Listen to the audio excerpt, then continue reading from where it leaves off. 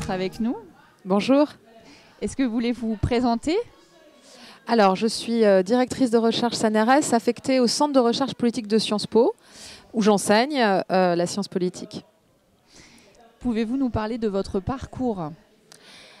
Alors, moi j'ai un parcours pluridisciplinaire puisque j'ai fait de la philosophie, de l'anthropologie, j'ai un doctorat de sciences politiques, en pensée politique et j'ai aussi un master 2 de droit.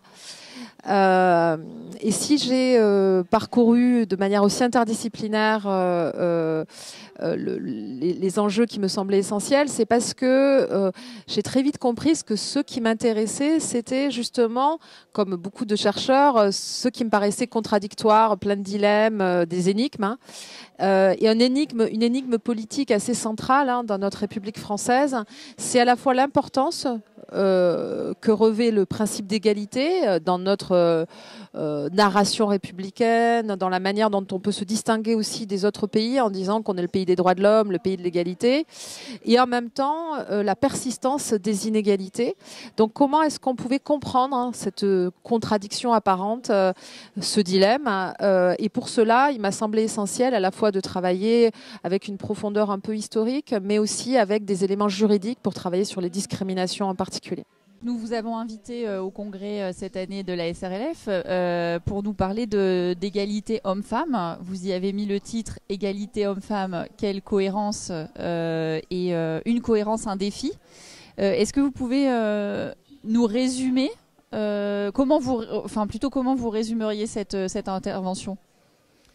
Alors c'est vrai qu'on a souvent l'impression qu'au XXIe siècle, on est un peu arrivé à un moment où l'égalité fait consensus, en particulier l'égalité femmes-hommes, où l'égalité de droit a été acquise récemment, à la fin du XXe siècle, et où on n'a plus que des problèmes de mise en œuvre, des petits ajustements en termes de mesures et de comment.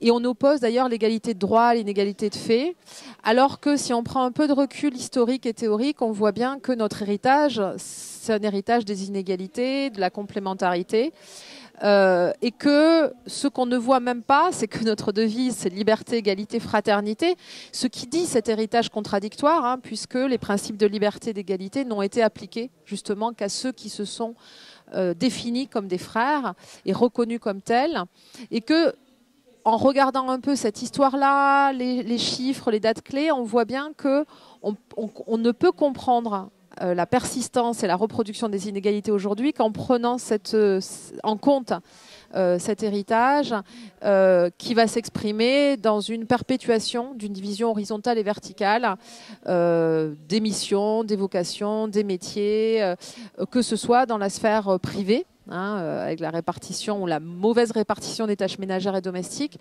ou dans la sphère publique, au niveau des professions, dans le monde politique. Voilà. Donc, j'ai essayé de montrer en quoi il y avait un peu un mythe de l'égalité déjà là, alors qu'on était encore dans un héritage très ambivalent et dans un présent encore très ambivalent.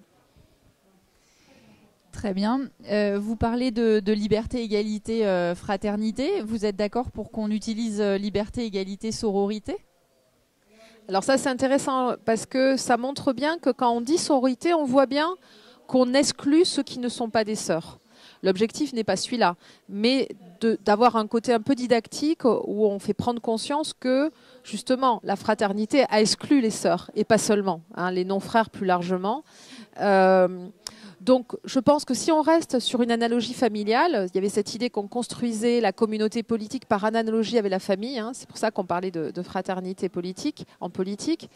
Si on reste sur cette logique-là, il faudrait dire plutôt adelphité, qui est un mot grec qui dit les enfants nés de la même mère, quel que soit leur sexe. Mais je pense qu'on peut aussi s'émanciper de cette analogie familiale et porter plutôt solidarité pour dire vraiment la nature des liens qui doivent nous unir et qui doivent être des liens justement de liberté et d'égalité par une attention à la solidarité entre chacune et chacun. Est-ce que vous pouvez nous parler de vos recherches actuelles ? Alors j'ai travaillé sur les mobilisations contemporaines contre les injustices en faisant une enquête auprès de 130 responsables d'associations et activistes féministes, antiracistes, écologistes, antispécistes et de lutte contre la pauvreté. J'ai par exemple interviewé aussi bien le président de la Ligue des droits de l'homme que le directeur général de Greenpeace France ou un habitant de ZAD ou les coprésidentes du planning familial. J'ai essayé de comprendre, est-ce qu'il y avait un commun?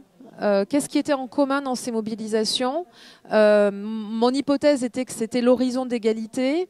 Et en fait, j'ai vu que l'égalité était aussi suspectée de reproduire et d'être un écran justement qui ne permet pas de voir les inégalités, et que ce qu'il y avait en commun, c'était plutôt le diagnostic qu'il fallait être radical dans l'analyse, donc travailler sur les causes des inégalités pour pouvoir les combattre.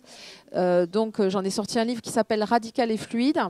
Pourquoi? Parce que y a cette idée que pour être efficace, il faut travailler sur les causes, mais qu'il faut aussi être dans une logique de fluidité, c'est-à-dire faire des alliances, des synergies entre mobilisations, mais pas s'enfermer dans des coalitions trop rigides, car sinon on a tendance à reproduire des hégémonies de lutte contre les autres, des unes contre les autres.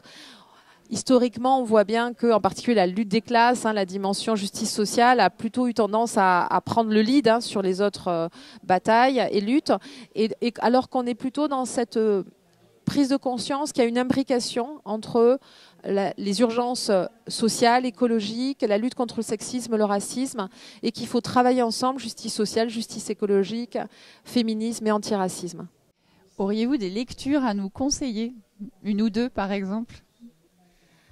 Alors, je trouve très intéressant une initiative qui a été portée par des collègues. Et donc, il y a eu un livre qui a été coordonné par Evelyne Peyre et Joël Vils, qui travaillent sur un dialogue entre les sciences sociales et humaines et les sciences biologiques, de biologie, et qui s'appelle Mon corps a-t-il un sexe?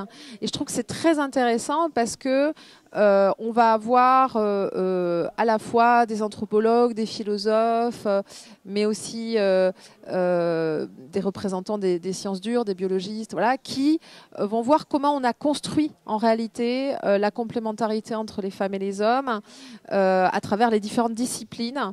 Donc, Mon corps a-t-il un sexe? Dialogue entre les sciences humaines et sociales et les biologies.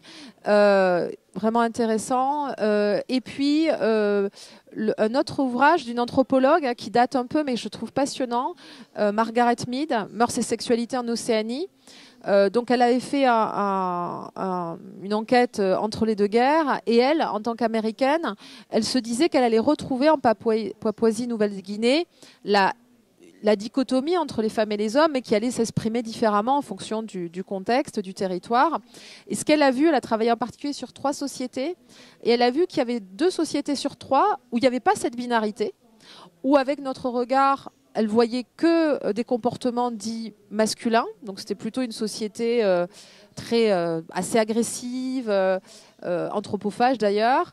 Une autre société où c'était une société avec des qualités dites féminines, maternantes, douces, voilà. Et une autre société où c'était inversé entre les femmes et les hommes. Le rapport de pouvoir, voilà. Les hommes, d'ailleurs, du coup, ne sont pas solidaires parce qu'ils doivent plaire aux femmes pour avoir en particulier de quoi eux-mêmes faire du troc ou acheter des choses. Ils sont dans l'apparat. Enfin bon, il y a des passages assez drôles sur tous les défauts qu'on associe aux femmes, et elle montre bien comment c'est du construit social.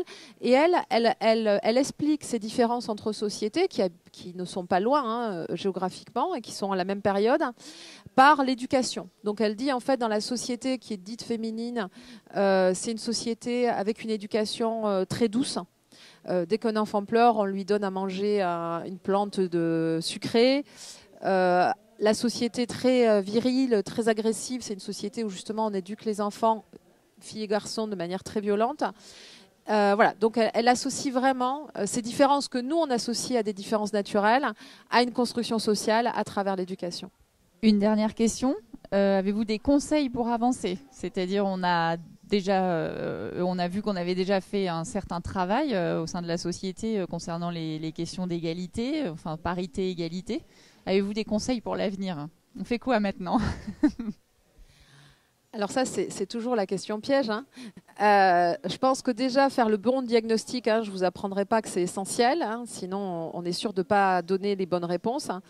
Donc avoir comme ça un diagnostic complexe, voir qu'il n'y a pas forcément consensus sur l'horizon attendu. C'est-à-dire que est-ce qu'on veut rester dans une logique de complémentarité, de division du travail, ou vraiment dans une logique indifférenciée, où quel que soit notre sexe, notre origine, on est jugé comme compétent à tous les postes, à toutes les spécialités, à tous les postes de responsabilité. Donc ça, je pense que c'est important aussi de se rendre compte que certaines résistances sont aussi liées à des divergences idéologiques, à des divergences de ce qu'on juge légitime ou pas. Et ensuite, se dire que, et c'est d'ailleurs le retour de mon enquête, que quelque part, ils me disent beaucoup, il y a une diversité tactique à avoir, je suis de la team, il faut tout faire. Donc cette idée qu'il faut être clair sur l'horizon, sur ce qu'on veut atteindre, et qu'ensuite, souvent, une solution ne suffit pas. Et qu'il faut agir sur du court terme, sur du long terme à la fois, à travers des mesures contraignantes, mais aussi à travers des logiques de formation qui prennent plus de temps. Voilà, donc je pense qu'il y a une humilité aussi à avoir en se disant, il n'y a pas de réponse magique, il n'y a pas de recette magique. Il faut déjà être d'accord sur l'horizon qu'on veut atteindre et ensuite se donner les moyens, qui sont souvent des moyens complexes et complémentaires. Merci beaucoup, Réjeanne Sénac. Merci à vous.